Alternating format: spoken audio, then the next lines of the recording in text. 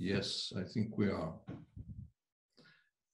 Dear members of the Active Learning Network for Accountability and Performance in Humanitarian Action, better known as ALNAP, I'm really pleased to welcome you to our annual meeting in 2021.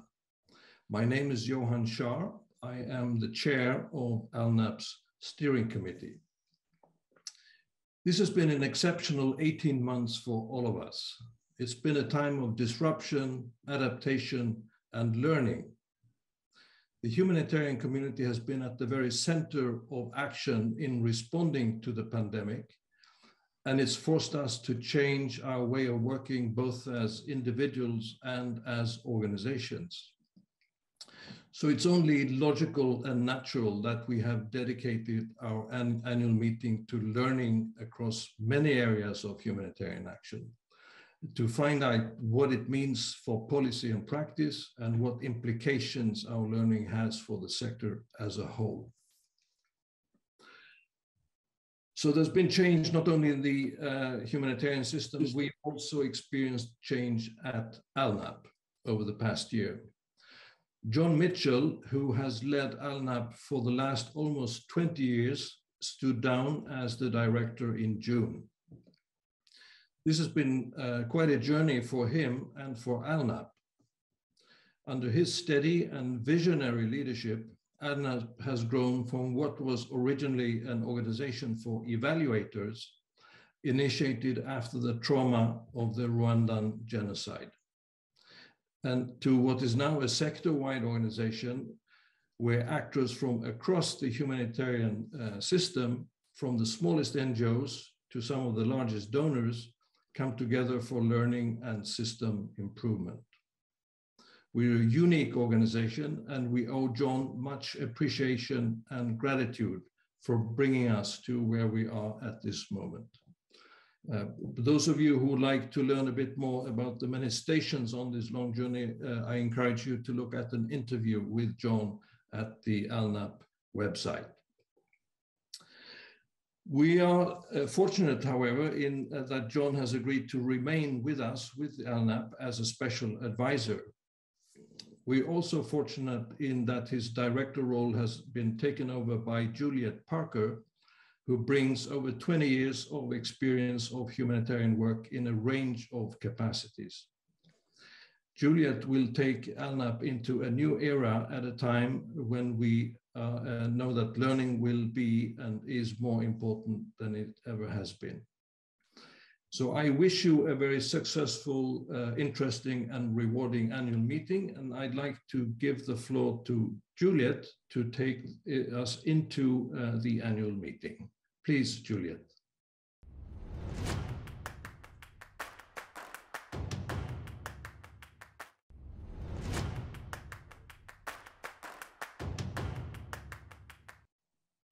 Thank you, Johan, and a very, very warm welcome to everyone joining us from around the world. Over the next 3 days, we will be hosting what promises to be a fascinating and packed series of high-level panels, debates, workshops, and networking and learning opportunities. This is my first ALNAP meeting as director, and it's a real privilege. It's also the second time that we're hosting our ALNAP meeting online.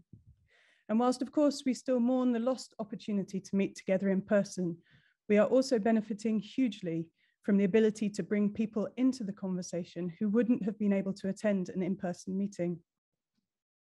So it's my absolute pleasure to welcome both old friends and new to this meeting, and I hope you will all take full advantage of the virtual platform to introduce yourselves to each other, to refresh old contacts, and to make new ones. As you will likely know, ALNAP is a unique membership network made up of the 5 main constituencies of the formal humanitarian sector: NGOs, academics, the Red Cross and Red Crescent movement, the UN, and the donor governments. We were created by the sector for the sector, to bring people together, to learn collectively, and to improve on the delivery of assistance to people affected by crisis. The ALNAP meeting is a unique opportunity to convene representatives from right across the sector, to bring this wealth of diverse experiences and perspectives to the table in a learning environment. Every humanitarian organization is committed to learning and improving, knowing that we need to do better, not individually, but collectively. But we face a fundamental tension as a sector that is so focused on delivery that it can feel difficult to justify time, space, and resources for reflection and learning. And in many ways, that's not surprising. The humanitarian sector exists to alleviate the suffering of those affected by crisis. And as the needs continue to outstrip available resources, we will always feel humanly driven to do more and to deliver more. Our role at ALNAP is to provide the space and stimulus for collective learning, and to remind everyone that we need to protect this learning space, or we will be failing in our commitment to people affected by crisis. Learning is made up of myriad interactions, some formal and some informal, some planned and some unplanned. And much as we aim to systematize learning, there will always be that critical element of individual experience that sits at the heart of an organization's ability to learn and improve, which is what this meeting is all about. So please take some time to browse the agenda, add some interesting sessions to your calendar, and perhaps note a few that you want to catch up on our website later. Take some time to drop into the networking and community of interest sessions, and to invest in yourself through our opportunity sessions. But most importantly, please take the opportunity to reach out to others, share experiences, and protect the time to learn and reflect. And with that, I'm delighted to hand you over to Alice Obrecht, ALNAP's Head of Research and Impact, who will introduce the theme of this year's meeting.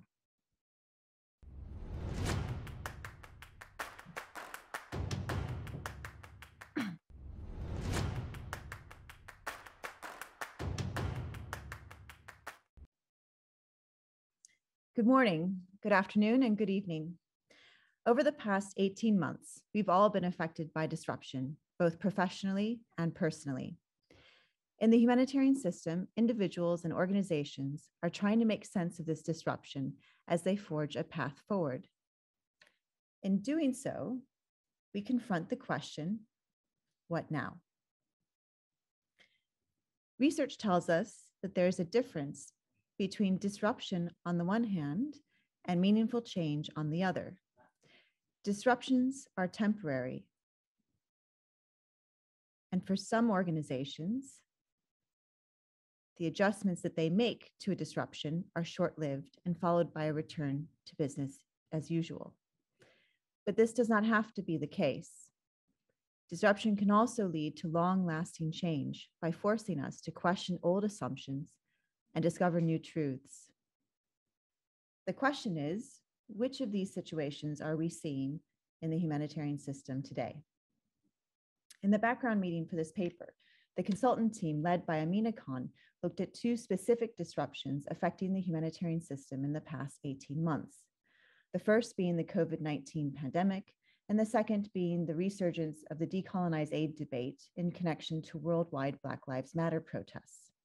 Now, of course, large-scale health crises and issues of power are not new to the humanitarian sector. However, these were the subject of significant discussion, with practitioners wanting to understand the extent to which these were actually influencing real change. So the main question the background paper sought to answer was, how have the disruptions of COVID-19 and the decolonization debate driven change within the humanitarian system? Are we seeing revolutionary catalytic changes, or perhaps change that continues to be more evolutionary and incremental? Or maybe people are simply holding their breath and waiting for a pre-2020 status quo to return. Before I summarize what we found in the background paper, let's briefly take stock on what we already know about disruption and change. As we've all seen, for the past 6 years, there's been a huge focus on change and reform in the humanitarian system, including a previous ALNAP annual meeting on this topic. In this broad body of work, there might be different views on what's needed for successful reform or how change happens, but there are generally two key reflections that have been reaffirmed over and over again across the literature. The first is that the humanitarian system is actually quite resilient to change. Many have argued that this is due to highly protected interests, in the humanitarian architecture and structure, which act as barriers to meaningful reform. And we've all seen this across a number of areas where rhetoric seems to outpace real progress. For example, with accountability to affected populations or locally led humanitarian action. A second learning is that when change does happen in the humanitarian system, it tends to happen in one of two ways. Either change is slow, incremental, and internally driven, with pockets of individuals or organizations pushing forward reforms, or it happens through external disruptions, such as mega crises, like the response to the Rwandan genocide or the 2004 tsunami, both of which exposed shortcomings in humanitarian aid that in turn became launch points for reform. Now, some will argue that these reforms did not go deep enough or far enough, but the point is that without these external pressures on the system, even less change may have happened. So, we've seen the potential for disruption to lead to long-lasting change in the past. The question is whether this is happening now, and if these changes are positive or negative. In the background paper, the consultants looked at the impacts of COVID-19 and the decolonize aid debate in three key areas: localization, finance, and operations. So what did they find? Let's start with the positive story on localization. The decolonize aid debate prompted many international agencies to engage with issues of racial inequality across their own staff and reflect on the impact that their policies and practices were having on local organizations. Localizing humanitarian aid also featured more strongly in key policy reform processes, such as Grand Bargain 2.0, and in operational plans such as the COVID-19 Humanitarian Response Plan. However, pragmatism seemed to outweigh ethics, as the practical impacts of COVID-19 had greater influence on localization than the decolonize aid debate. Local organizations acted as primary responders to both the pandemic as well as to other non-COVID related crises. For example, in Somaliland, local actors led risk communication and community engagement, while in Kenya, they procured PPE for frontline workers. All this while responding also to flash floods, typhoons, cyclones, and mass displacement. However, on the more negative side, more formal support to local NGOs failed to materialize. International agencies continued to receive the majority of funding for the COVID-19 response, and they were slow to pass this funding through. By May 2020, only 0.1% of funding received by UN agencies had made it to frontline organizations, and the flexibility offered to internationals was not passed on. There was also little change seen in formal decision-making power for local actors. And for some organizations, the pandemic actually seemed to turn the clock backwards on localization, as they had to transition to more top-down ways of working through remote management. Finally, still others felt that even for the positive changes that were being made on localization, it was a matter of organizations simply holding their breath and waiting to return to business as usual. The shift to more locally led humanitarian response was framed in several key documents as being out of necessity rather than by choice. For many, this demonstrated a tendency by the international humanitarian system to give power to local organizations only when convenient to do so. So, it seems that when it comes to the localization of humanitarian action, disruption was at best a small contribution to ongoing processes of change. It was at worst a step backwards towards more top-down control, and it was most commonly a temporary departure from business as usual. What then for humanitarian financing? In terms of scale, we saw significant individual shifts from donor to donor, but because these shifts went in different directions, overall there was very little change in the amount of resource available. While some donors, in particular the United States, Germany, and the EU, increased their humanitarian aid budgets, a notable outlier was the UK government, which slashed its budget by nearly a third. This meant that overall, funding essentially plateaued, despite the predicted increase in need owing to the pandemic. When it comes to the quality of funding, several donors gave greater flexibility to international agencies in their ongoing grants and partnership or framework agreements. There was also a slight shift towards funding anticipatory action and preparedness measures. However, it was unclear, and many people the consultants spoke to were skeptical that these changes would be long-lasting. With donors wanting to see better evidence of the impacts of flexible funding, agencies are being asked to demonstrate the links between quality funding and higher quality assistance and protection. Overall, it appeared too early to determine what, if any, significant effects COVID-19 may have on the humanitarian funding landscape over the medium to the long term. And when it comes to decolonization and funding, there was no visible impact, with direct funding to local organizations continuing to sit very low at 3%. Some donors were also perceived as moving in the opposite direction of the decolonization discussions by repositioning their aid within the framework of national economic and security interests.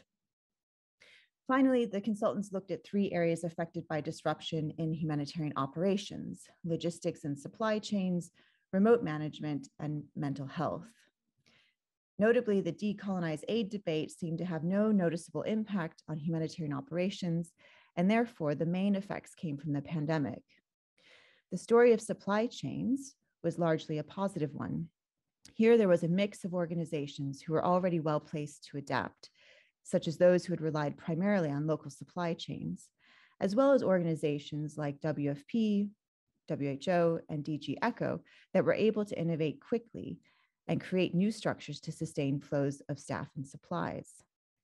Moving on to remote management, the impacts of the pandemic were more mixed. Some agencies felt that remote management was a positive change that helped them continue delivering services in humanitarian settings, while others felt remote management made them more bureaucratic.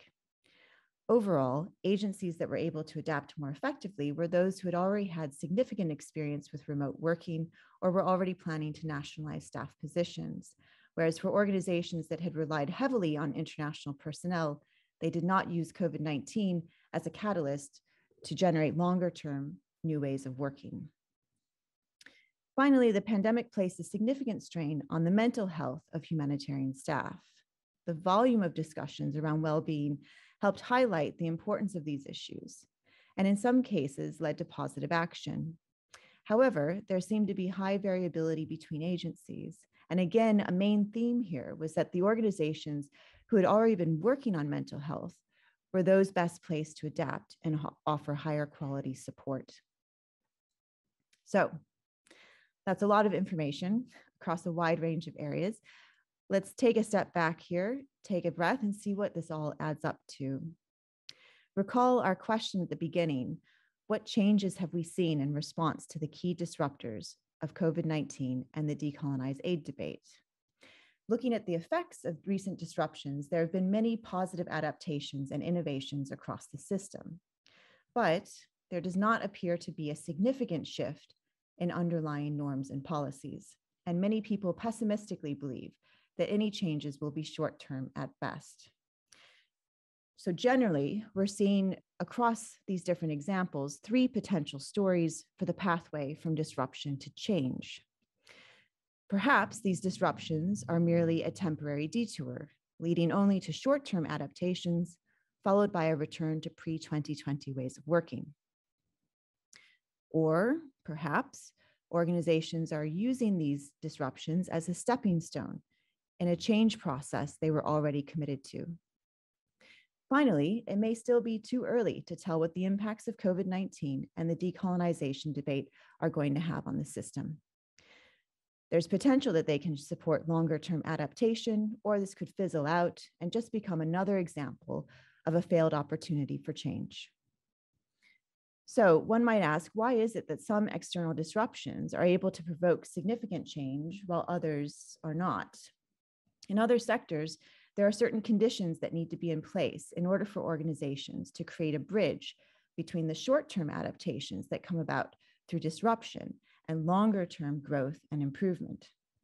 Over the next few days, we aim to draw out what these conditions might be for the humanitarian system, and in so doing, understand better how to bridge that gap between the innovations that are being made now for this moment and the changes desired and needed for the future. These are the issues we look forward to exploring with you in the next 3 days of sessions, beginning with this session's high-level panel. In bringing this learning to the surface, as Juliet mentioned, ALNAP aims to provide an opportunity for stock-taking across the system on the changes that have been seen, both good and bad. And with that, I hope you enjoy the next few days of discussion and use these reflections to support your own personal and organizational learning in the year ahead. It is now my pleasure to hand over to John Mitchell, Special Advisor to ALNAP. John.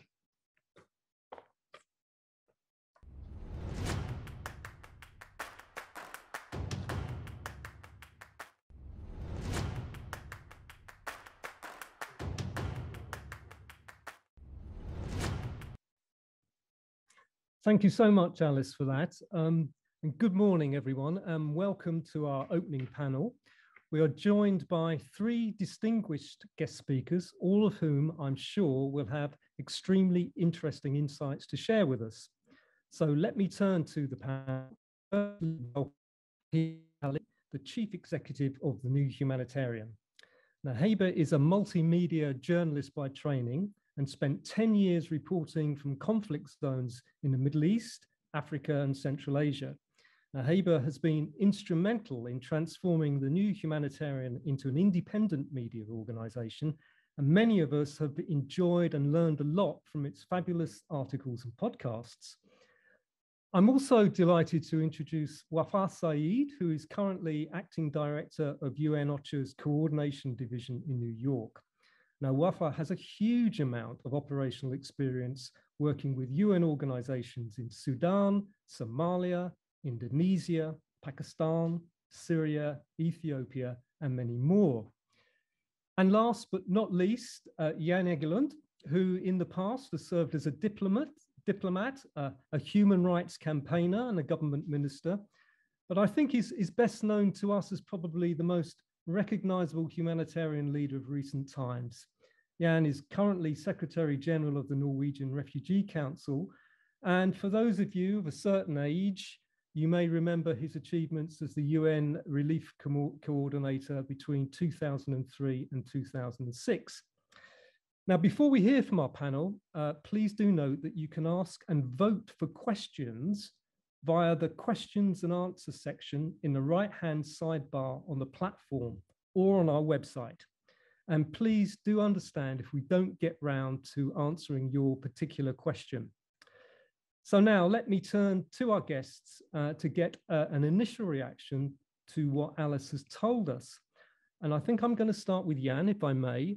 And I'd like to hear from you, Jan, whether what you have heard from Alice chimes with your own experiences and the experiences of your own organization, or if there was anything in particular that surprised you or worried you or indeed inspired you.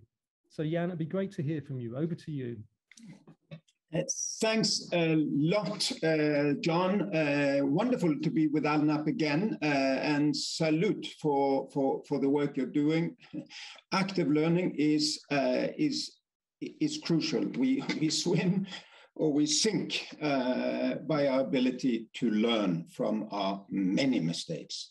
Listen, I felt there was a lot of echo with me in the report. I think you grasped both where there is progress and where there has been too little, and also that it is not easy to do change these days in a complex web of organizations that now constitute the humanitarian system. Is the COVID pandemic going to be a disruption that can lead to a lot of change? I think the jury is really out on this.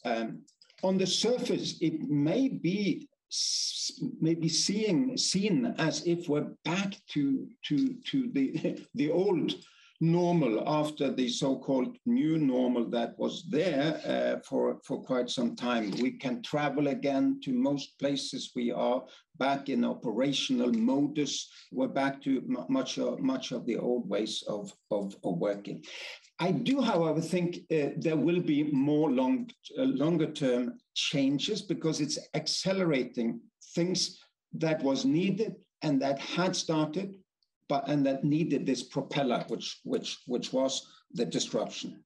And disruption has been important for humanitarian work since the Battle of Solferino and Henri Dunant and the Red Cross and the two world wars, as it was, frankly, when I initiated the 2005 humanitarian reform, not so much because of the tsunami, which is commonly thought, it was Darfur. There was no humanitarian response when we opened up Darfur for humanitarians. It was closed. We had meetings with President Bashir. He opened up, humanitarians came in, and nobody was really capable of doing water and sanitation. I mean, not even shelter. I mean, it was like an army of people doing advocacy and writing reports of how deep the crisis was in Darfur. And there wasn't a phone number for water, for WASH. There wasn't common services at all. So with the cluster system, there has been more predictable response capacity. I didn't foresee this army of bureaucratic procedures and laptops that would multiply even in the deep field. But there was there was change, because in a way we just did it. Didn't ask for a lot of permission. We just started to create the clusters. We started to. I started to allocate responsibility for leadership and so on within the sectors. So a big crisis can lead to change, but then there has to also, in my view, be command from the saddle, really, and not an endless seminar where everybody's consulted. So where do I hope we could see changes? One is localization. Localization is really overdue. It was not the international staff and the roving staff and people that saved us from when we were able as NRC to deliver through the pandemic. It was the national staff, people delivering services in their own country. And we had benefited from 95% of our 16,000 staff are national. There are 250 Norwegians of the 16,000.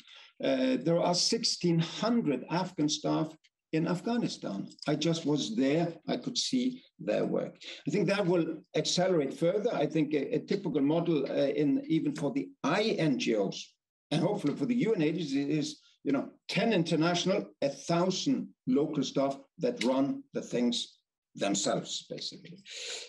The participation revolution was not that important, perhaps, in your report. For me, it's fundamental. We're still not able to really ask, how do you think we're doing? You are the people we are serving. I was in Kabul. I met with the women separately in tent after tent, in hut after hut, in camp after camp. And of course, they were saying different things than we thought they were saying, or the panels and webinars were saying was the interest of the Afghan women. We have to have the feedback from them. Basically, they say, we're going to die this winter. We're going to starve to death this winter. There is no economy, no income, no reserves, really. That feedback mechanism, I think, will be the biggest change that needs to come. And if we're not having that, then we're going to sink. Finally, also, in terms of climate, we actually were able to do some progress by necessity. How many people have not traveled within the humanitarian sector on totally useless travels, to totally useless meetings, on totally, peripheral panels and so on. Now we're going to work. I hope that we've seen this meeting. Anna is as good now on the web as it was before. It's a new way of working. We can completely change much of what we do, and it will speed up localization, and it will speed up our work, I think. Perhaps the one paradox I would have hoped to see more in your report is the following. We're all pushing for a compliance regime which is so enormous, 10,000 pages of compliance things, that is probably the biggest threat against localization and local action. So when a donor asks, where's your child protection policy? Where's your sexual exploitation and abuse policies? Where are your various counterterrorism and sanctions rule books? Where's your reporting on A, B, C, D, and E? And then people say, well, local organizations, we're trying to save lives here among our own people, and say, well, unless you tick the 55 boxes, we cannot give you money. That is one of the issues we also have to reflect on. Back to you, John. Yeah, and thank you so much for that. I'm going to pick up on a couple of points you made. I was just very interested to hear in your reflections on the humanitarian reforms all those years ago, and the way that you push things through there. And you used the phrase, which I found very interesting, command from the saddle. And what you're saying there is that there needs to be a leader to push these changes through, if I understood correctly. And what we're having now, in a sense, and I'll quote you back, if I may, endless seminars where everyone is consulted. Who is the leader of the humanitarian? Is there a leader in the humanitarian sector? Is it Martin Griffiths? Is it the Secretary General of the International Federation and the Director of the ICRC? Do these leaders need to come together, perhaps, to form some kind of contact point so that we can provide that energy, that leadership, that kind of saddle that you're looking for? But it would be very interesting to hear from you how you feel that we can actually find some leadership that can bring everybody along. Well, I mean, the number one leader should be the emergency relief coordinator. I mean, it's well, of course, with a mandate from the General Assembly of the United Nations, all the member states of the world. But I also mean, it's more difficult today than it was in 2005, really, to really, in a way, say, it's obvious that we're failing in Darfur. Look at this. We have to do A, B, C, D, and F, and within a few months we've done that. We've done those decisions. The reason the CERF, the Central Emergency Response Fund, couldn't send money to the NGOs, I regret that. I tried to do it. I would have needed a General Assembly resolution, and we wouldn't have gotten it. So the money had to go to the old. We reformed the whole fund from $50 to $500 million. But for example, we couldn't do that one thing. Would have had to ask 170 nation states. I think when there are obvious things like localization, it makes a lot of sense, really. Participation revolution, it makes a lot of sense. I wish there would be a little bit more saying, let's do it this way, and then we should all fall in place. And then we're a little NGO up here in Norway. We weren't informed, we weren't consulted. Would stop the process. They would not be. We would have to roll over them, really. Roll over NRC if needed. I think that is really needed now. We're trying now cash coordination. It's very interesting. Two messages. It has to be a cut through and a decision immediately. It's long overdue, but it has to be a totally transparent, accountable, and inclusive process. How do you do both? Yeah, and I'll come back to the issue of leadership with other panelists later. But it was very interesting. You and I had a chat earlier, and you've been in a fascinating position where you have managed to sit down with the Taliban in Kabul. You mentioned it there. I mean, you know, you're talking about future humanitarian need, and some of the things they were telling you, I detected you were surprised by. What does the international community have to do differently this time round to actually ensure that aid to Afghanistan is more effective and timely than it has been in the past, in your view? Well, that's a huge question, takes 2 hours to answer. But the point is, what I came back with, and I admit, you know, I came really to say, let's now work systematically to bring girls back to education, not only primary, secondary, and beyond. Let's now really work systematically to get all of our female staff back to all positions. Let's make sure we're not giving legitimacy to the Taliban and their practices and so on. That, in a way, we have time to do all of that, and then things will fall into place. The message is, we have 3 weeks. I mean, well, 3 weeks, and then we will starve to death. Mothers, how important is it for girls' education? Answer: we have never had girls' education here. Our girls are starving. Where's the food now? Where's the support now? This was, in a way, a little bit the wake-up call from the webinars that I had been party to meeting people who hadn't had income since May. So you see, in Afghanistan, basically, we have to also learn from $1 trillion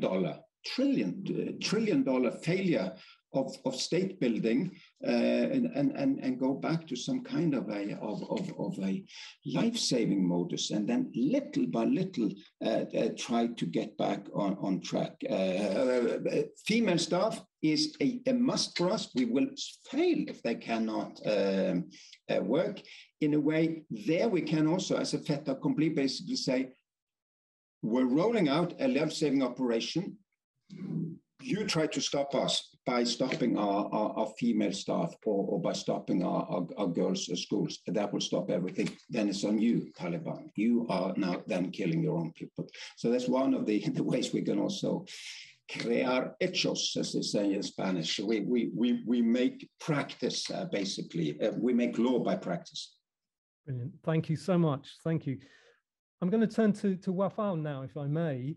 Wafaa, can you tell us from your perspective what Alice presented in her presentation? Does that chime with your own experience, the experience of UN OCHA? Anything surprising, anything inspirational? Okay, thank you so much, John. And I also want to say that I really appreciate the work of Al-NAB by creating a space for learning. And just if we just look at the context, we have around 50 million people in need of assistance. The global international plan trying to support around 170 million people. I think we are not doing very well also in terms of protection to people in different operations that we are working. And also we have places like DRC, Somalia, Sudan, where we have been having consecutive plan for 20 years. So I think in this context and with this widening gap between the needs and the response, I think the learning and the change becomes also very, very critical.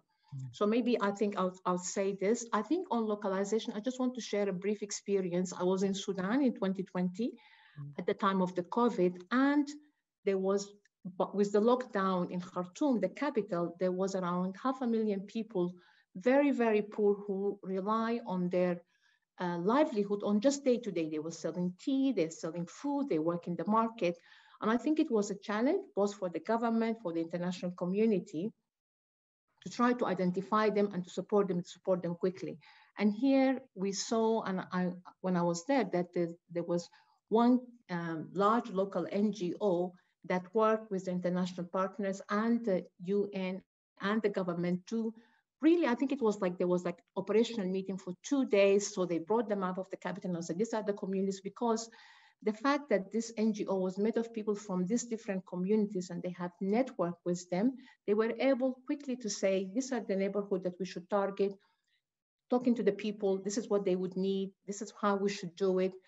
They already had the flexibility to work with the youth, with the neighborhood committees, in terms of looking also at operationally, how do the response should be done. They also themselves had some resource mobilization by approaching the private sector, the food and the beverage companies, to provide support. And they were able to say, you know, these communities might need cash, these communities need this kind of food, because it was also close to the fasting months. And also they were able to say, in some of these communities, there is a problem of water. These people have no water. So Now that we are part of this partnership, we can do it. And for me, the example that was given, that the COVID has showed us thing that's already happening. I think in many places and in many contexts, the local actors are already doing a lot of support to help the people that are affected. So I think we should see that it's not like this is something like new, and also that handing over to the local communities, but also we should really have a narrative change, in my view. You know, it's not about the international actors building capacity of the local actors and handing over the responsibility to them. I think we need definitely the solidarity of the whole system, but I think we really have to have that shift that the local actors bring all these things that I have seen in this example, the trusted relationship, the knowledge, the flexibility, the addressing the unmet gaps, meeting the needs of the people. So I think we really have to understand that, value that, because I don't think we value it equally in terms of our narrative. So we need that thing first. I think also in terms of the change, and I think that the presenter was talking about system improvement. I'm actually quite excited about the Grand Bargain 2.0. I think we have an opportunity, and we had also the leadership of Jan as the champion person, and we are committed, myself and my colleagues, and this is also something very a priority for the Image Relief Coordinator to support this effort, both in terms of quality funding and localization. And I think we have to look also at, it was very good, I think I could, in terms of the report, I see that point that there is an opportunity to work on localization and to make systemic change, but it has to be a choice, it has to be a collective action. So maybe let me stop here, John, thank you. Rafa, thank you so much. I'll pick up one of the points you made there about, if I may, about there needs to be a change in narrative. I mean, from where you view the humanitarian system, and you have a very particular view through the cluster systems and the country teams and so on and so forth. Is this narrative change actually happening? And if it isn't, what do you think from your perspective needs to happen in order to actually tell a story in a different way? Okay, I think the realization now is there. And I think this has also come up in the Grand Bargain, that we know we have to work differently with local actors across all the spectrum of action, including for development actors. But if we look at the awareness and the action, I think there is a disconnect. And one of the things, for example, we have the Interagency Standing Committee as the policy function. The local actors don't have a voice at the global level. I understand the complexity of the local actors, being national, subnational, maybe very diverse, but we should also find a way that at that policy level, that the local actors' voice should be there. I think also my experience, for example, I also spent 3 months in Ethiopia this year, in Northern Ethiopia, and in some of the coordination structure set up by the independent ones, because you know the government also, or the local government have a coordination mechanism. It is not consistent when you have some of the decision-making structure that you have the local actors. And also when they are there, it's not always considered that they have a voice, because I think it's not just being on the table. So I think that it's important to have a voice. I think there is a disconnect. I think it takes, there has to be accountability, both in terms of, to make it happen, I think, both in terms of representation, but also what decisions have been making and what action are we acting on those. I think that's very, very important in terms of to make the change, to make the change happen. But as we are now, there is still a disconnect between the aspiration, the knowledge that we have about why it's effective. I think there is also other issues that are, I have to say, they are quite legitimate and would be helpful for us to address them. So for example, there are, for some of the donors or member states, legislative constraints, administrative constraints. There are either real or perceived concern about transparency, about accountability. So I think we need to work on those. And maybe just to, some of the things I'll try to conclude here is that when it comes to capacity, we have to simplify the system. The system is very bureaucratic, it's very heavy in terms of reporting. So if we have simplification, standardization, that would help the capacity. of national actors. And we also need good examples, good stories, I think. I find in many contexts that would be helpful. Let me stop here. Thank you, John. Wafa, thank you so much. That's really, really interesting. I'm going to turn to Heba, if I may, now. Ask you the same question, Heba. I won't repeat it. I've done it twice. Okay. Thanks, John. So in terms of what resonated, I think, and I'm sure it's the case for many, the line that there's a difference between disruption on the one hand and meaningful change on the other certainly resonated with what we're seeing at the New Humanitarian, and that the humanitarian system is quite resilient to change. About 6 months into the pandemic, I did a bit of research and wrote a story looking at, well, it began as the ways in which COVID was going to transform humanitarianism. And there was a real belief at the beginning that this was completely a game changer and that there would be a pre-pandemic and a post-pandemic humanitarianism. And then about 6 months in, when you actually looked at the ways in which people were convinced things would change, there hadn't been huge changes. So if you look at, for instance, the business model, when I spoke to people, there was initially a real sense that, you know, the pandemic was going to lead to huge cuts in aid and that the current business model wouldn't be sustainable and that we would finally need to evolve into more diverse and less kind of handout ways of financing aid. And we didn't see that happen. We haven't seen, with the exception of the UK, as Alice mentioned, huge cuts in aid or significant changes to the business model. There was also an assumption that you know, big institutions would be threatened because it would be the smaller, more nimble organizations that would survive the pandemic better. And yet again, the pandemic actually reinforced those big institutions. And we saw in the early days that donors were putting money where they could, which was into the big UN agencies. So I certainly think that piece of the research rings true. I think, as Jan mentioned also, recent events certainly have accelerated certain trends, and cash is a great example of that. But pooled funds also another where we're starting to see more and more use of pooled funds. I guess what surprised me was the piece about localization, and that that the research found positive shifts in that direction. There's an assumption that, yes, it was out of necessity, but that a shift has happened. I'm not sure that a shift has happened. And I'd be very curious to hear more, given that you've looked into it in more detail. But at the time, and again, this was kind of 6 months into the pandemic, when we asked local aid workers how this had changed their dynamic, they said that, yes, some expats have left, but their organizations' operations are still continuing.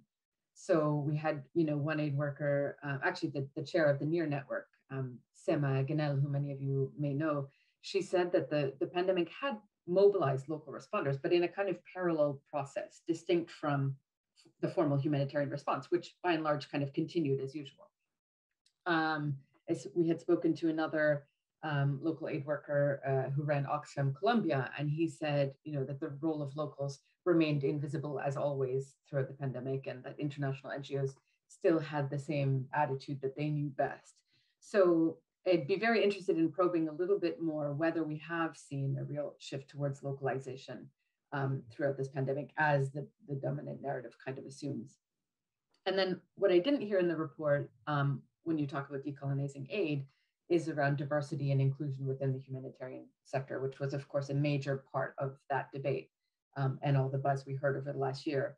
And we recently did a survey, a couple of surveys actually, with both aid agencies and aid workers to get a sense of whether that had led to meaningful change within their organizations. And the answer may not be surprising, was no, but I'm happy to speak a bit more about that. In terms of the kind of short-term adaptation followed by a return to business as usual, the big question for me is, if donors were able to change their practices, i.e. towards more flexible funding during the pandemic, why can't they do that all the time? And if they were able to do it then, and they're reverting back to other ways of working now, what's going on there? Is that just a sign that there are really embedded ideas and philosophies about what works best, once you've overcome the resistance to change out of necessity, to revert back to ways of working before must be a sign that there's something much deeper going on that is problematic. So I find that fascinating. And then I would just note, as Jan did, that the other big external disruption, of course, is climate change. And we have seen a shift, I think, towards being more anticipatory. But at the moment, it remains kind of a bunch of pilots. And I think climate change really, in many of the ways COVID did, threatens the entire operating model of the humanitarian sector. In that, as one person we quoted put it, humanitarian action is based on parachuting in when you have a crisis, and there is no parachute large enough when the whole world is in crisis. And so, what do you do? And have we seen changes as a result of that disruption? I'm not sure we have at the scale that's necessary. The other piece, and this will also resonate with Jan because we discussed it a couple of years ago at the Global Refugee Forum, is around the sector's own emissions contributing to climate change and the degree to which this disruption is forcing some change in the way the sector operates. And we have a story coming out next week, actually, looking at the sector's emissions and the degree to which they are or are not making efforts to reduce them. Maybe just a last thought on the opportunities. As you mentioned, we host a podcast called Rethinking Humanitarianism. It's also a series that we've been pursuing over the last year and a half or so. And in part of that series, we invited a number of people to comment on the future of aid as they saw it. And I do see through that series of conversations and articles, what I think Paul Knox Clark wrote in the previous ALNAP background paper for the conference a few years ago, that change happens through kind of these pockets of organic developments. And the question is, how do you encourage them and support those pockets of change? And we do see that in a lot of the conversations we're having, that there are pockets of change, but they're up against this really heavy system. I think the suggestion in the research that change is slow, incremental, or can be slow and incremental with individuals pushing reforms really resonates. And I've interviewed a couple of leaders on the podcast who are really trying to drive change. And my sense is that comes from their own personal commitment, courage, and leadership rather than anything else, perhaps, again, accelerated by external forces. But I always remember this line from Denis Fuscandaraja, the CEO of Oxfam GB, who says, we don't need to wait for a systemic overhaul to start doing better. And so I think we are seeing those kinds of efforts. And then lastly, perhaps, just to be unusually optimistic, because I'm usually very pessimistic and cynical, if you look at cash and how it went from being a really niche thing to becoming mainstream, and you look today at, I just moderated a few weeks back at the high-level panel on anticipation, and that's kind of, as I see it, at the same moment that cash was a few years back, where it used to be a really niche thing, and now it's moving into the mainstream where it's become the kind of dominant way of working, or it's on the verge of becoming the dominant way of working. And so I think all of these conversations, which may sometimes feel like we're just going around in circles, they do contribute to building consensus about a better way forward. And I do think that can be the first step towards change. So I'll stop there. Maybe, thank you very much. I mean, the cash thing is very, very interesting. I mean, I saw one of the first cash programs in Ethiopia in 1985, which is a very, very, very long time ago. And for years afterwards, there was very, very little. And various people kept plugging away at this thing for years and years and years. And eventually, by the time around the early 2000s, the penny had dropped. And suddenly this really, really, really slow change suddenly accelerated, and you just got this thing. And so I agree with you, you know, often just plugging away at a particular issue will lead to a very, very rapid expansion of that sometimes. But I want to come back to you. I want to come back to you about what surprised you, which is around the inclusion and diversity and equity thing. I know you've been doing some fantastic work gleaning and canvassing the opinions of lots of agencies on this issue in a survey. I also heard one of your podcasts, which I can recommend to everyone. Could you give us just a little summary of what's in that? Because our paper mentions this, but we're not picking it up, I don't think, at the field level. But you've heard many people, you've spoken to many people, you've got a lot of responses. It would just be really good to get a summary from you. That's interesting if you're not picking it up at the field level, because that says something in and of itself, right? But yes, I mean, our objective was to say there had been so much buzz and discussion about decolonizing aid, about diversity within aid organizations, about racism within aid organizations. Had that actually led to meaningful change? And so we circulated 2 questionnaires, one among aid agencies and one among aid workers. And they're not necessarily from the aid workers from the same agencies, so keep that in mind. To say, what have you done and what impact has it had? So 9 international NGOs responded to the questionnaire, and many of them had introduced policies, provided training on white privilege or on unconscious bias.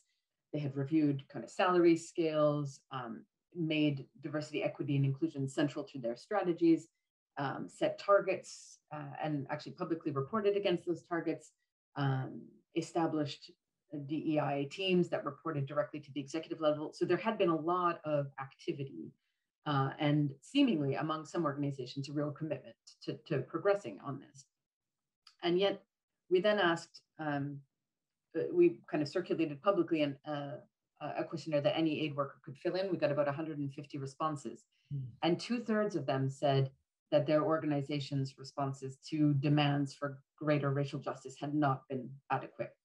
And the vast majority, about 85%, said that all of those actions hadn't resulted in any change in their personal work experience. So someone much further, 40% said that they wouldn't feel comfortable referring issues of diversity or discrimination to their management, and about 20 said that they had actually in the last year considered leaving their jobs due to racial discrimination. So you see this real gulf between what institutions are doing, and in some cases it really did come across as meaningful commitment and genuine desire to push the agenda, and then the actual change that it was creating for the people in their organizations. We didn't do as much in looking at how it had trickled down to the field level. We did ask how many of these organizations had devolved decision-making power, funding, et cetera, to the local level, and very few of them had. So their conception of decolonization and diversity was really in their own organizations rather than through that broader prism of localization.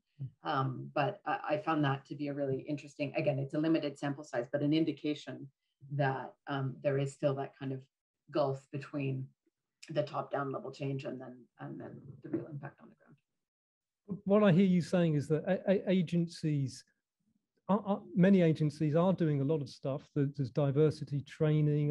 In your podcast, I heard Save the Children, for example, are doing, is it reverse mentoring, where people of color are mentoring other people. And so there's a lot going on. Where is the disconnect? Because this is, I mean, Wafa talked about the disconnect at the level of the clusters. So work is being done, narratives are being changing. We're talking about it the whole time. Agencies are responding, but you're not picking up anything that's actually changing in the lives of real people. Well, can you explain that?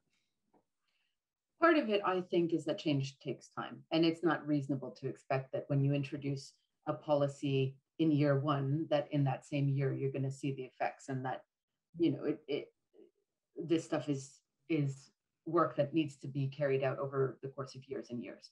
I think many aid workers pointed to, in their responses, what they considered to be a lack of willingness at the leadership level to really push these things through. So that, you know, somebody said, there's a lot of rhetoric, but nothing's really changed. Or, you know, my organization is doing this work to look good, but it doesn't really want to do the hard work on the inside to create real change. I guess the big thing for me is that we're talking about cultural change. Yeah. And that is such a complex, it's a change management process. And anyone who's gone through that knows how difficult that is. And even us at the New Humanitarian, we're in the process of also trying to decolonize our journalism. And it's really difficult. And no one thing is going to create immediate change. So I think it is that probably many organizations underestimate the commitment needed over the long term to really make these changes meaningful, and that it isn't just going to be a few actions that you take. It is saying, I'm going to do this year in and year out for the foreseeable future. And that's where then over many years, you start to see a different picture emerge. Patience is needed. Listen, we're getting some questions coming from the floor. And one of the questions that seems to be popular is around leadership. And so you have mentioned the leadership that your respondents in the survey and the people you've spoken to saying perhaps is lacking a bit. Jan has mentioned the difficulties of leadership as well. Wafa also did. So we have a question coming through here. Should there also be a space for shared leadership, one that also involves certain community leaders? So I suppose that could happen at the level of the clusters and at the field, but also it could happen perhaps more at board level in international organizations. So maybe if you've got a view on that, where should leadership lie, and what kind of shared leadership do you have a vision for? I mean, one of the things we heard from a few people on the podcast, most recently actually from the Center for Global Development, which has done some research on governance and found that only 2% of boards include people affected by crises and who have lived experience of crises. I think that's an area where shared leadership can be very powerful, where you really bring people affected by crises into the governance. And it's one of their proposals in a series of recommendations they're making for how to change the architecture of aid. But it's one that we've heard from others, including Tamam and Odette, who came onto the podcast and said, why can't, in the same way that he referred, I think, to Germany in the private sector, or in unions, where you need a certain percentage of union staff on the governance. Like, these are models that exist, and there's no reason why it can't exist in the humanitarian sector. So that's one way that I think shared leadership could be extremely powerful. But Jan, you were going to jump in as well. Jan, please. I'm simple on this one. I think we need to delegate as much leadership as close to people in need as possible. So we're not going to sit in the board in Oslo or in the leadership group in Oslo or second guess anything really of our operations in the Congo, in the Democratic Republic of Congo, Afghanistan, and so on. It has to be there. Then we have to serve them. So we have to serve our staff so that they can serve people better. And there has to be a clear country director and a program director and logistics director to enable that. An area manager that has to take a million important decisions every day to save lives, basically, and to meet with local staff and so on, and serve people. The boards of most organizations, listen, if they are sticking their nose into operations, it means that we're not going to we're going to lose lives this winter in Afghanistan. Again, what we will do then in NRC, and I think that is the correct one, is we will reduce further the number of international staff that are going around from one place and the others, and taking on temporary leadership, and then build people nationally where we need diversity. So Ethiopia today, listen, it's very important that we have Tigrayans and Amhara and Oromos, etc., in our staff. It's not enough to have Western men and women, going there. We have in a way all the time to think of what how do we serve these people? It's not all about us. It's about them. It's about the people we help. But of course, I also introduced the other one in a question of if there are systemic problems, and we have systemic problems too. Too little money going with too little overhead to local organizations, for example, that will be there when international organizations leave. It's a systemic thing, and of course, there you need in a way leadership to try to cut through this web of red tape that is between us and the decision. Yeah, and NRC do so much really, really difficult work at the front line. You're in Ethiopia at the moment. I know a little bit about Ethiopia. It's a culturally diverse place. There's Oromo, Amhara, Tigrinya. And are you saying that all of these different ethnic groups need to be involved in decision-making and leadership? That's a very politically challenging. No. I mean, the diversity, equity, and inclusion one. I think we may perhaps now do the mistake that we will go on an endless seminar, which will be looking at how do we organize our headquarters when we are actually failing people in great need that we were there to serve in the first place. Because, say, in Afghanistan now, we need to make sure that we can serve the Hazara community that will be discriminated by the Taliban because they are predominantly Pashtun, and they will be keen on helping the Pashtun communities. So are we reflecting the population that we're going to serve? I think that is it's to me a more interesting question than how was the panels in Geneva doing this last year and so on in terms of reflecting North, South, and genders and so on. So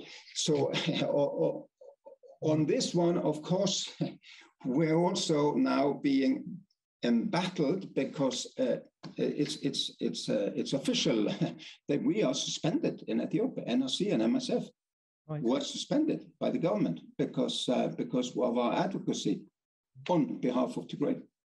And there are other places too. We were suspended for a month in Iraq because of our advocacy on behalf of communities in need.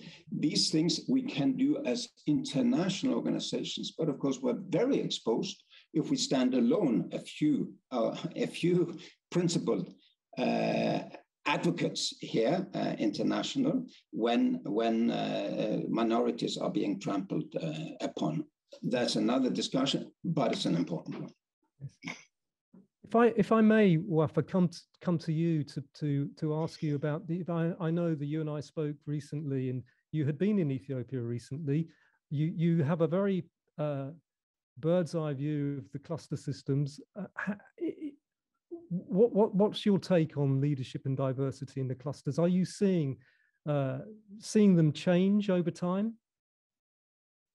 Okay, maybe I'll say a few things, maybe not necessarily related directly to Ethiopia, but my experience had been collective action in leadership works. You know, when you have like the point that mentioned just also by Jan, not maybe 2 or 3 agencies, for example, be speaking out, I found that even sometimes it could be strategic with a clear division of labor, like, you know, this would do this, that would do that. But for me, leadership in the humanitarian is about the collective, and it works. And despite challenges, if the whole system comes together about what to do and how to do it, that works. Yeah. I think maybe the other thing I'll say, I also, and maybe in the context, for example, of Ethiopia, I think it's very important at the subnational level, definitely to have people who are empowered to make decisions. And I would say many of the colleagues would say, yes, we can make the decisions, we can be leaders, but we need the system to have our back. We can take risks, because I think also in many contexts, you have to take risks, you have to take decisions. And we have to have the right people with the leadership skills at the subnational level. It's not about the numbers, but the people who are empowered to make decisions, who have leadership skill and who are supported by the system. The other point I'll say, I think they were spoken about diversity, ethnicity, gender. I'll say gender and age, because that's also an issue, you know, in terms of this collective team, to have women, to also have some of the, young people, I think is also very important. Thank you. Well, thanks so much. I mean, certainly what you're saying about collective leadership certainly reflects the findings of the work that ALNAB has done on leadership. So I think, that is underpinned by the evidence. I guess we need a very big saddle, don't we, Jan, if it's a collective leadership. So we'll have to find a way of making that a bit bigger. There's a question come up for you, Jan, so I am going to ask you. So it's specifically for you. Can you share your vision of how responsive feedback from effective communities will lead to behavior change in the humanitarian system?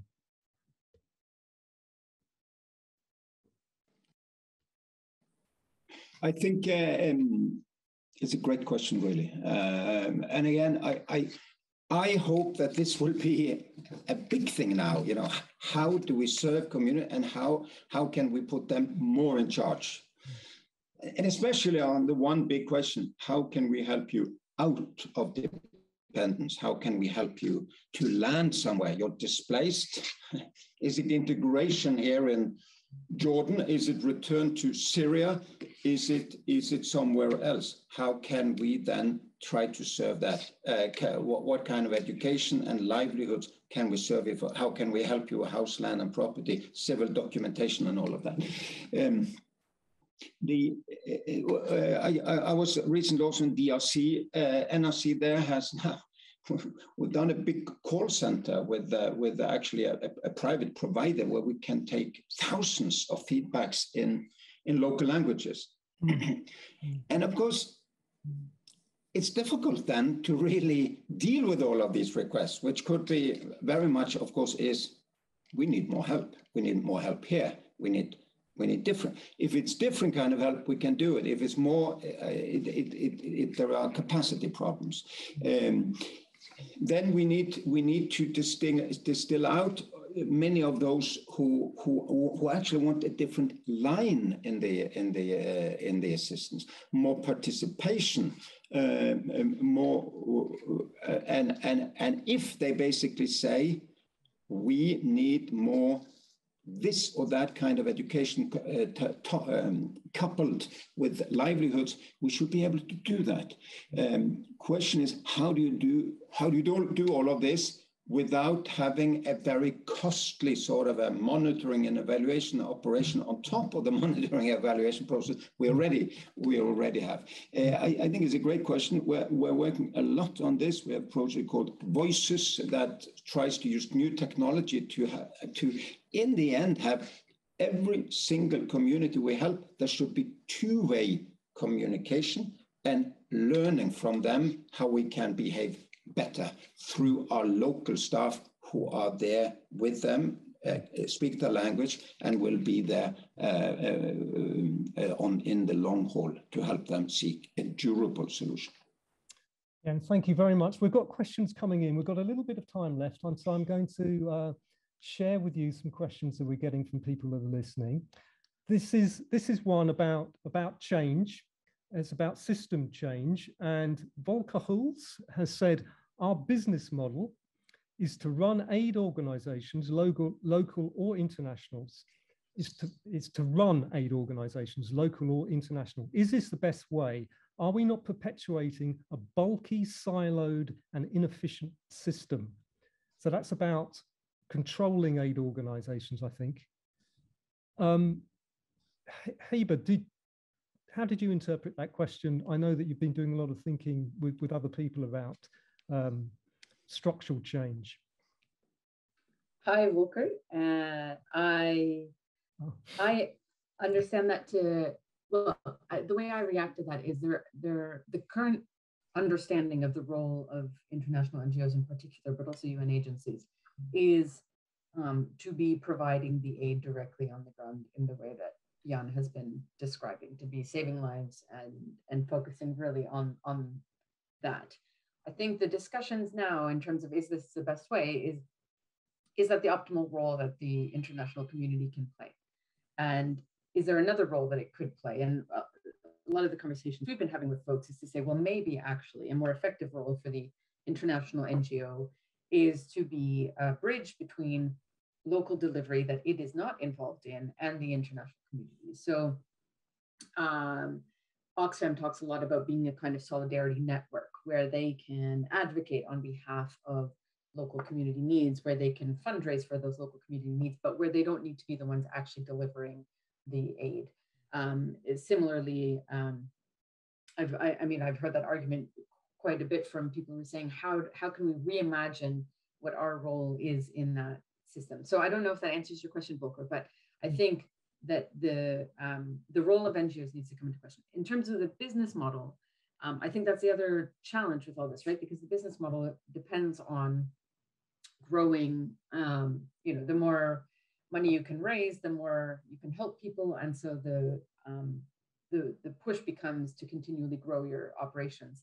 And a number of leaders, we spoke on the podcast actually just recently to the CEO of CARE Australia, and before that he was with the Australian Red Cross, and he actively shrunk the humanitarian operations of the Red Cross because he wanted to make space for local organizations to do the work.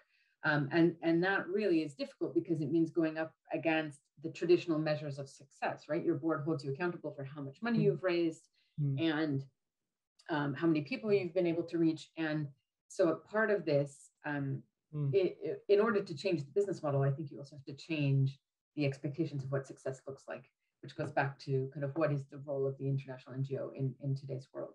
And a number of organizations are doing interesting things in redefining what those metrics are, and they become the degree to which they support and create space for and enable local leadership. So I hope that addresses the question in some way. Yeah, that's really, really clear. I'd be so interested to hear, Jan, how you see NRC itself. Heba has some very good reflections around that. And maybe there will be, at least for us, there will be a difference between the slow onset and also sudden onset climate-driven natural disasters in peacetime. Really, NRC will not be there, should not be there. We're an international organization. We are, I think we're high quality, we're principled, we're good. We are a little bit more expensive than the Filipino Red Cross, for example. So we will not be in peaceful areas where there's natural disaster challenges. It should be the local organizations. It should be the faith-based organizations, the Red Cross, the Red Crescents, etc. Well, it is already them that provide really most of it. In a place like Afghanistan, that has, cataclysmic changes and political change and so on, I think it's very good that we're there with the local organizations. There you have Akbar, which is an umbrella. It's a lot of Afghan organization and it's international organization. We try to help each other. For them, it's good that we're there. We're able to meet the Taliban on the very highest levels, raise all of the issues of gender, female staff, girls' education, etc. We're also able to discuss the borders and the taxation and all of these things, which is not easy for a local group when there is that kind of a change.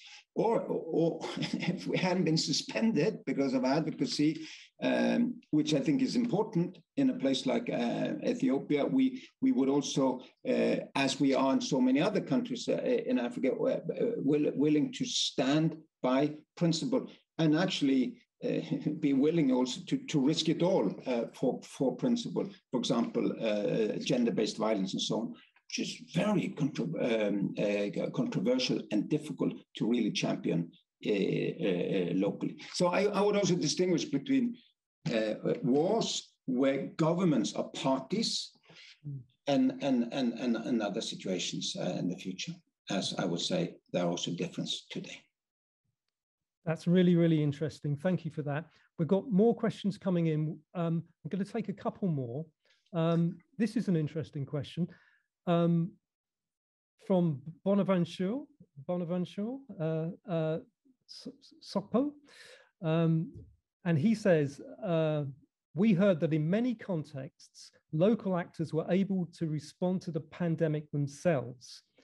What do you think is missing to increase trust in local actors? It's a word that we hear time and time again. What is this? Is there a trust deficit? How do we try and sort this out? Let's go to Wafa. You know so much about local organizations. Yeah, I think the issue for me is not about the trust deficit.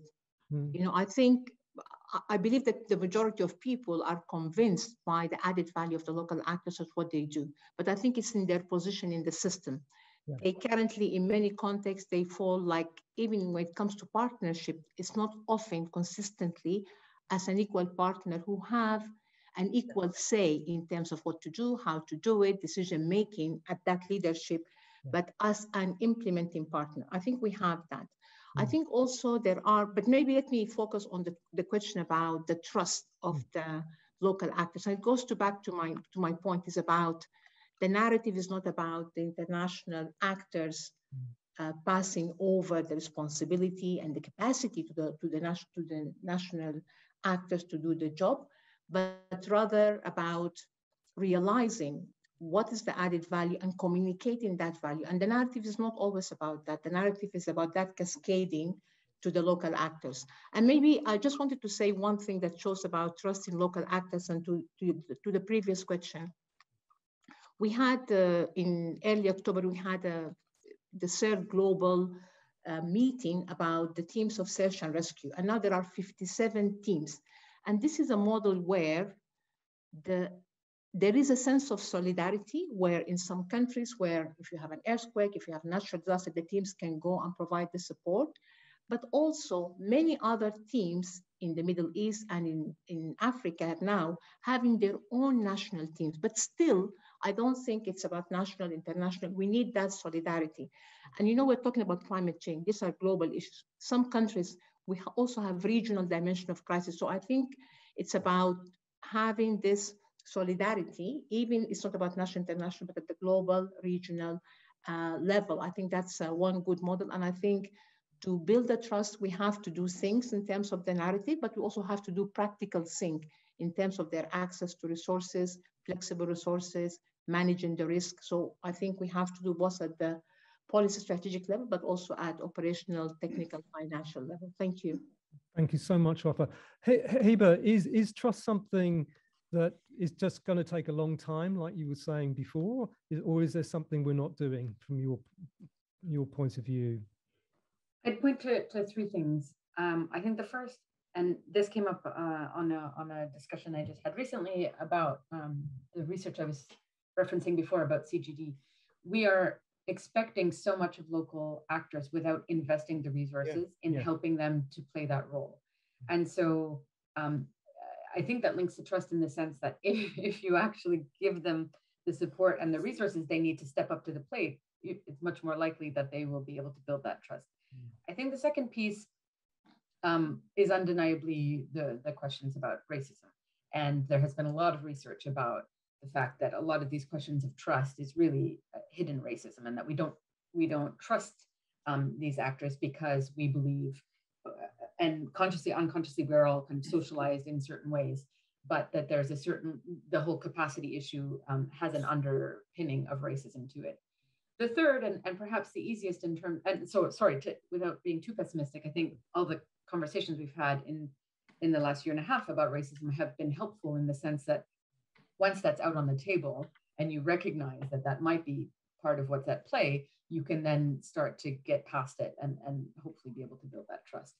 And then the third thing in terms of building trust is having the relationship. And I think Jeremy, actually my co-host in season 1 of the podcast, made this point that often money goes to the big players because that's who the donors know. They can pick up the phone and call them. They feel comfortable with them.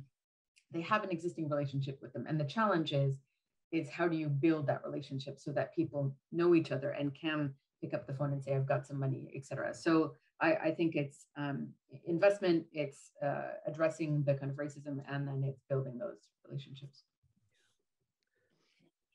That's really interesting. It reminds me that this issue about, it's not exactly racism, but I think, I was involved many years ago in looking at why cash programming wasn't taken up earlier than it was.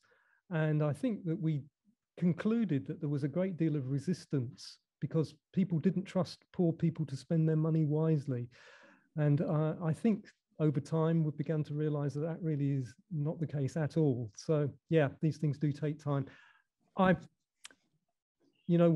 just about run out of time. I'm going to ask each of you one very quick question to finish up with.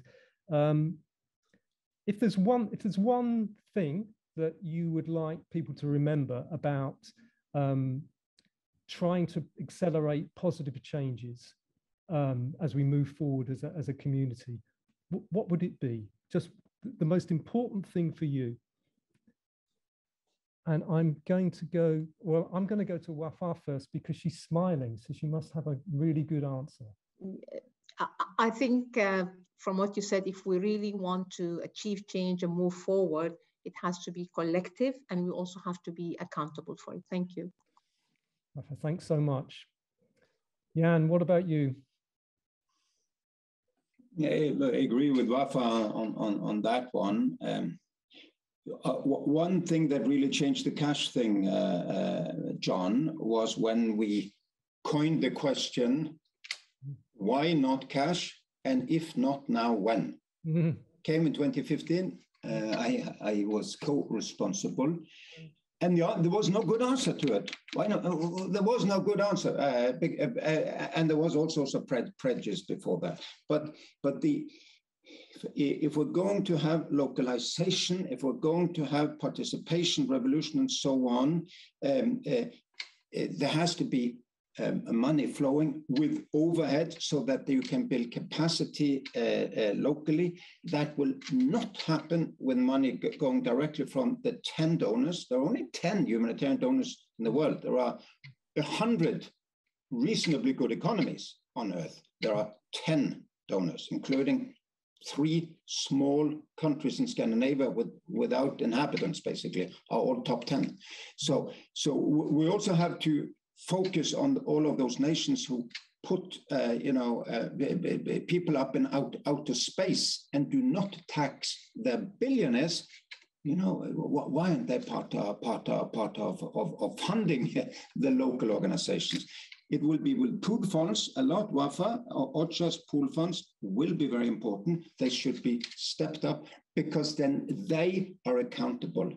The Norwegians and the Swedes and the Dutch, even the nicest of donors, are not going to give it to the Northern Kivu Women's Association because they cannot tick them 1 million boxes, really, which we hereby collectively, in a way, have pushed with all of our questions of quality and of accountability and of monitoring and of diversity, inclusion, and so on. It's too difficult, really, for many of the local groups to even be close to meeting these things. And therefore, the intermediaries have to take the risk and still let the money go down to them with overhead. Thank you. Jan, thank you so much. Haber, final word, quick one, please. That's fascinating, Jan. I'm going to come back to you on some of those issues. I would say that because the sector has no leadership, as we've discussed, and when you wait for the change to come from above, there is no one person, there's no saddle that can make that decision and enforce it. So it really does come to individuals and organizations to say, within this landscape, what can I do that can advance this agenda? And so for me, from the conversations I've had, that's where I've been most impressed, is when you see those individuals saying, I don't care what's going on out there, I'm going to do what's within my control that moves us in this direction. Folks, we've run out of time. Thank you so much to Wafa, Haber, and Jan for your insights and wisdom. It's been really interesting and instructive for all of us. So thank you very much. We really appreciate it. I'm going to hand over now to Suzanne, I think, who is going to give us a couple of small announcements. Okay, thank you very much, everyone.